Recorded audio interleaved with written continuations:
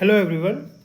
जैसा कि हमने अपने पिछले लेक्चर में कार्बोक्सिलिक एसिड की फिजिकल प्रॉपर्टी देखी थी, तो अपने हम इस लेक्चर में देखेंगे पहले केमिकल प्रॉपर्टी स्टार्ट करने से पहले कि कैसे कार्बोक्सिलिक एसिड रिएक्ट करता है। ठीक है, तो जनरली जो कार्बोक्सिलिक एसिड है, ये कार्बोक्सिलिक एसिड किस टाइप की रिएक्शन शो करता है? ये रिएक्शन शो करता है न्यूक्लियोफिलिक असाइल सब्स्टिट्यूशन रिएक्शन। किस टाइप की रिएक्शन शो करता है? Nucleophilic acyl substitution reaction.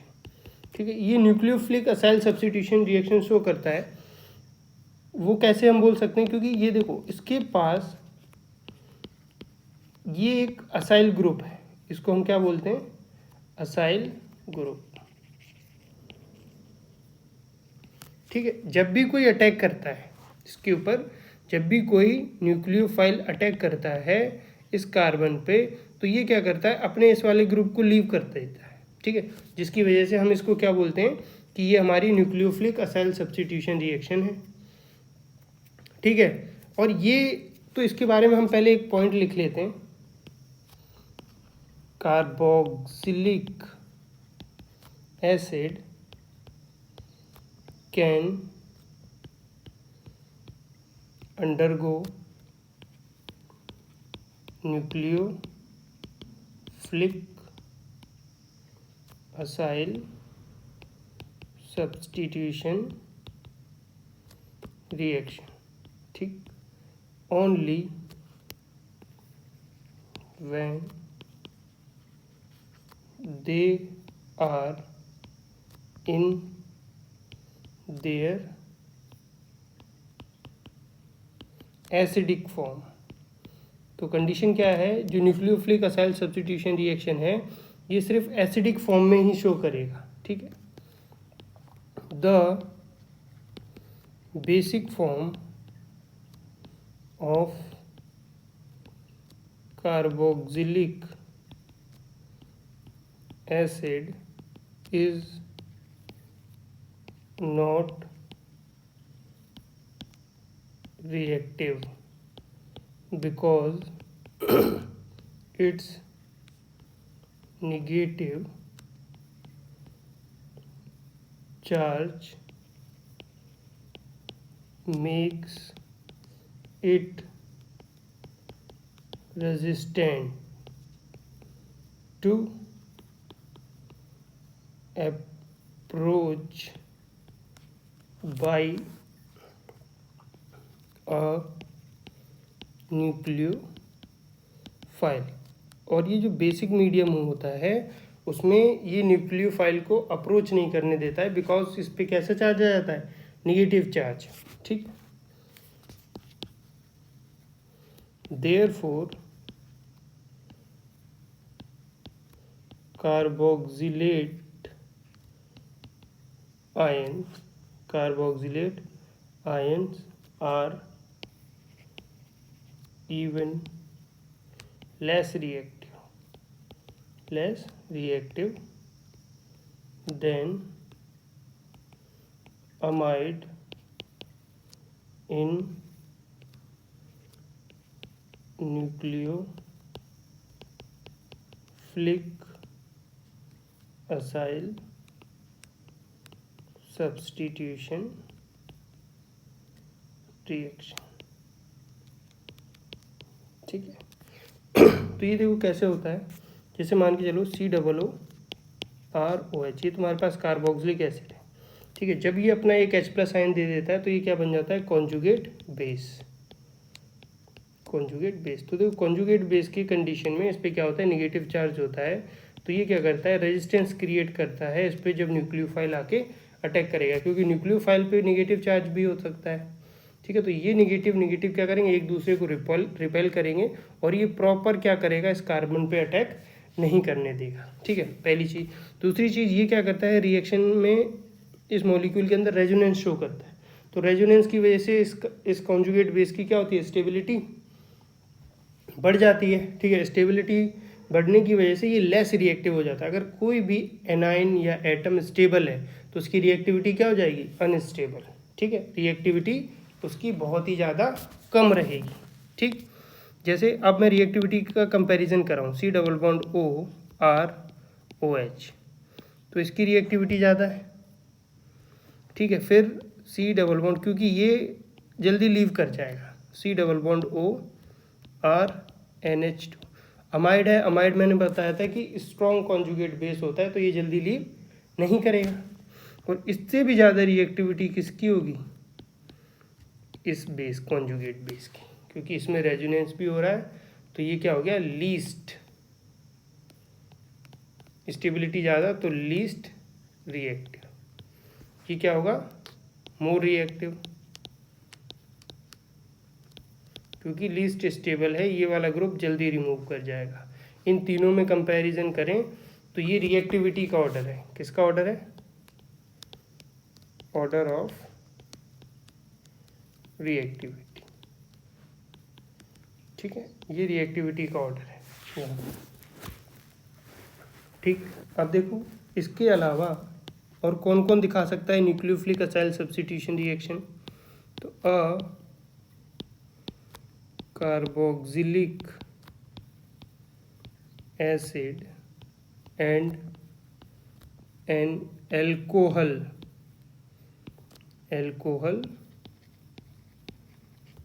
undergo a nucleophilic acyl substitution reaction, ठीक है, nucleophilic acyl substitution reaction show करेगा कौन, एल्कोहल, ठीक। तो इसमें देखो इसमें क्या होगा कि the reaction must be carried out, जैसे आप देखोगे रिएक्शन जब भी कैरीड आउट होगी जब ये वाला लीविंग ग्रुप लीव करेगा, ठीक है, तभी रिएक्शन प्रोसीड होगी। तो मैंने तुम्हें इसमें बताया था कि मान के चलो ये कोई तुम्हारा असाइल क्लोराइड है, ठीक है, इस पर कोई भी न्यूक्लियोफाइल आके अटैक करेगा तो क्योंकि इस बॉन्ड ब्रेक होगा तो इस पर पार्शियल निगेटिव चार्ज और इस पर पार्शियली पॉजिटिव चार्ज, तो यहाँ पे इस तरीके का एक टेट्राहेड्रल, ठीक है, टेट्राहेड्रल इंटरमीडिएट बनता है। अब तुम्हें पता है ये जो कॉन्जुगेट बेस है ये पुअर स्टेबिलिटी है, तो ये क्या होगा, एक अच्छा लीविंग ग्रुप होगा, मतलब कम स्टेबल कॉन्जुगेट बेस है, तो ये क्या करेगा, ये sp3 हाइब्रिडाइजेशन हो गया, तो ये वाला बॉन्ड फिर से फॉर्म होने की कोशिश करेगा। अब इन दोनों में जो पुअर है वो क्या करेगा, लीव कर जाएगा, तो यहाँ पे क्लोरीन क्या है, पुअर कॉन्जुगेट बेस है, तो ये क्या करेगा, यहाँ से लीव कर जाएगा। तो देखो इस पे भी एक पॉइंट्स लिख लेते हैं, द टेट्राहेड्रल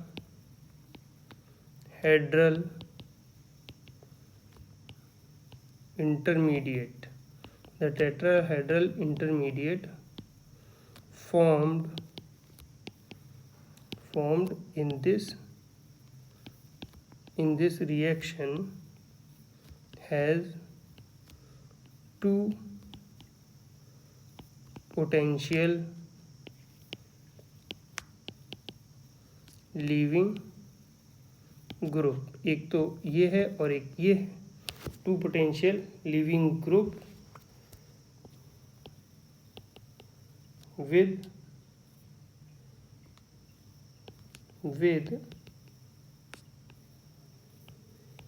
approximately the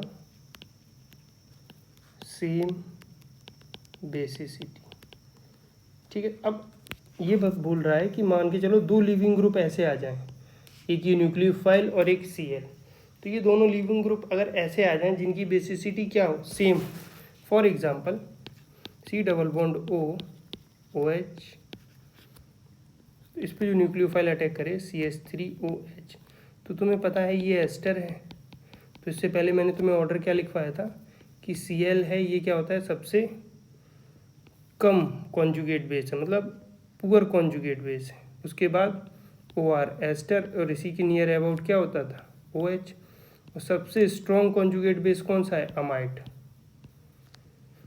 ठीक है, यही ऑर्डर लिखा था। अब तो देखो इसमें कैसे रिएक्शन कंप्लीट होगी, तो इस रिएक्शन को कंप्लीट करने के लिए वो बोल रहा है कि अगर सेम बेसिसिटी है, ठीक है। सेम बेसिसिटी वाले केस में तुम क्या करोगे, सेम बेसिसिटी उस केस में the reaction must be carried out with excess alcohol to drive it towards product। ठीक है, तो एक्सेस अल्कोहल यूज़ करना पड़ेगा आपको। ठीक है, जो मतलब जो न्यूक्लियोफाइल है उसको एक्सेस में यूज़ करना पड़ेगा। अब जैसे यहाँ पे न्यूक्लियोफाइल ये है तो इसको एक्सेस में यूज़ कर, अगर यहाँ पे एस्टर होता है यहाँ पे अल्कोहल तो अल्कोहल को एक्सेस में यूज़ करते। ठीक, अब यहाँ पे क्या होगा, C double bond O R, अब ये न्यूक्लियोफाइल इसको अप्रोच करेगा। ठीक, और यहाँ पे मिलेगा तुम्हें CH3 OCH3 plus water remove कर गया, तो इसको बोलते हैं न्यूक्लियोफिलिक असाइल सब्स्टिट्यूशन रिएक्शन। ठीक है, तो इस बात का सबसे पहले जिक्र किसने किया था, एक साइंटिस्ट थे Fischer. Fischer was the first discover that an ester could be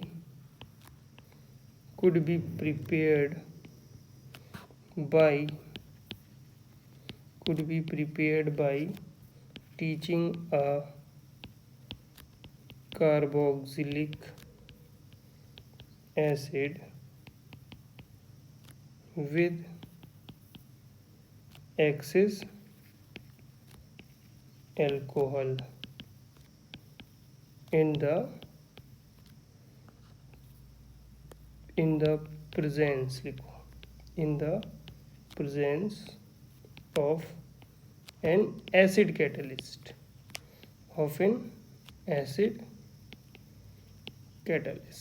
ठीक है, एक एसिड कैटलिस्ट भी यूज़ किया, वो क्या था हमारा HCl। ठीक है, acid catalyst. So the reaction is called a Fischer esterification.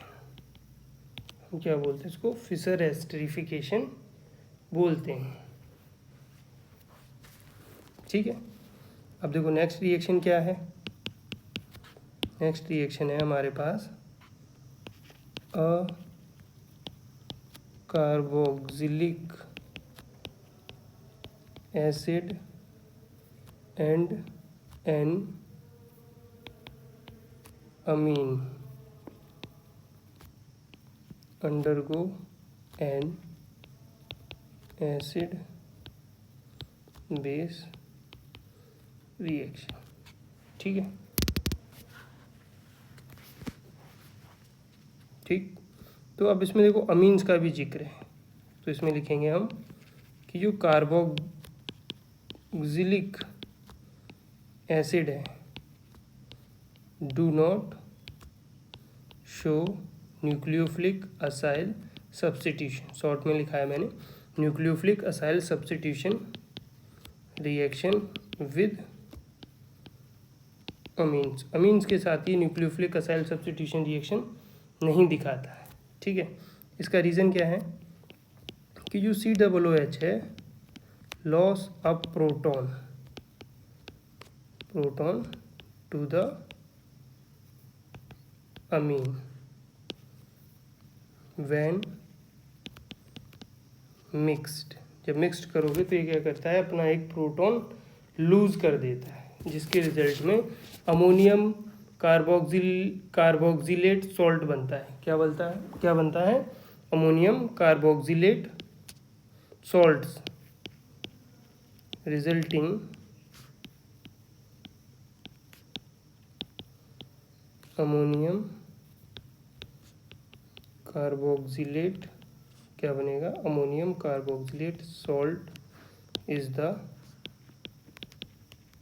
Final product. देखो ये चीज़ याद रखनी है, जो तुम्हारा ये कार्बोक्सिलिक एसिड है शो नहीं करेगा कब, न्यूक्लियोफिलिक असाइल सब्स्टिट्यूशन रिएक्शन किसके साथ, अमीन के साथ। तो यहाँ से जेई या फिर नीट में क्वेश्चन बन सकता है, ठीक है। ठीक, तो यहाँ पे देखो C double bond O R double OH C double OH, तो ये इसकी रिएक्शन अगर मैं करा दूँ CH3 CH2 NH2 के साथ, तो क्या बनेगा, अमोनियम कार्बोक्सिलेट साल्ट, मतलब C double bond O R O negative. तो ये हाइड्रोजन किसने ले, कौन ले लेता है, ये H3N पॉजिटिव CH2 CH3, इसी को हम क्या बोलते हैं, अमोनियम कार्बोक्सिलेट सॉल्ट, ठीक है। अगर आप इसको क्या कर दो, थोड़ा हीट कर दो, तो क्या बनेगा, देखो N ammonium carboxylate salt can lose water to form an amide if it is heated, ठीक है। जैसे फॉर एग्जांपल ये रहा तुम्हारा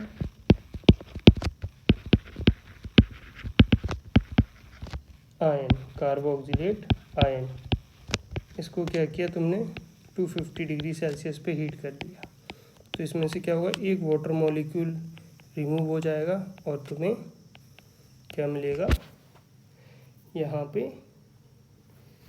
ये अमाइड, ठीक है, क्या मिला, अमाइड।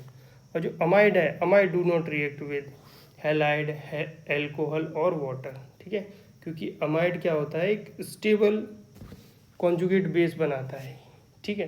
तो इसको रिप्लेस कर पाना काफ़ी मुश्किल है।